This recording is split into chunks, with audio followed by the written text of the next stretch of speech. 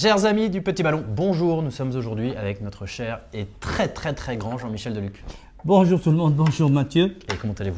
Ça va très bien, notamment quand je suis dans ma présence, c'est ça? Dans la présence. Bon, tu t'aurais appelé Louis, ça aurait été encore mieux puisque c'est le château de Saint-Louis dont on va parler. Et nous sommes dans les Corbières et sur un terroir absolument fabuleux qui donne les meilleures corbières. C'est le terroir de Boutenac. Donc l'appellation Corbière Boutenac. D'accord. Et en fait, ça c'est quelque chose de nouveau, cette appellation?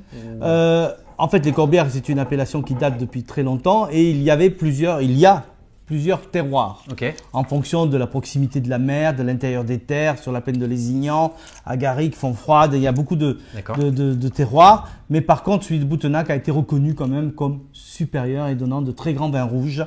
Donc là, on a confirmé ce terroir en le mettant sur l'étiquette. Corbière Boutenac. Très bien. Château Saint-Louis. Château Saint-Louis. Donc bon, c'est un domaine qui date puisque sur ce château, sur ces terroirs, les Romains avaient déjà planté des vignes. Donc on remonte à quelques centaines d'années. Vous faites ça bien, hein? Ah ben avec le nouveau tire-bouchon Petit Ballon, tout est bon. Très bien, sans transition, bonsoir. Alors le vin, oh là là, quelle couleur! Eh oui, c'est un vin sérieux. Alors donc une belle intensité de couleur comme tu peux constater. Et effectivement, on est sur un encépagement classique, Grenache Syrah pour 50%, mais il y a aussi 50% de Carignan et Carignan vieille vigne qui donnent des vins assez concentrés, assez denses, couleur noir bleuté, un violet très intense. Il a à peine d'évolution, noir bleuté, donc un violet très intense. On a un dégradé qui est encore violet, donc le vin pratiquement il est encore sous sa jeunesse, bien qu'il entame sa 3e année. Au nez. Donc un nez, belle intensité, belle concentration. C'est très juteux, charnu, on sent que la cerise, la prune, la mûre, mais vraiment le fruit très épais. Tu vois, presque coulis.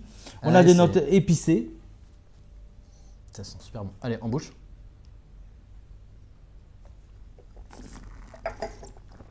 Comme on l'a pu voir dans l'œil, comme on a dans le nez, on a également une belle concentration de matière en attaque. C'est charnu, c'est riche.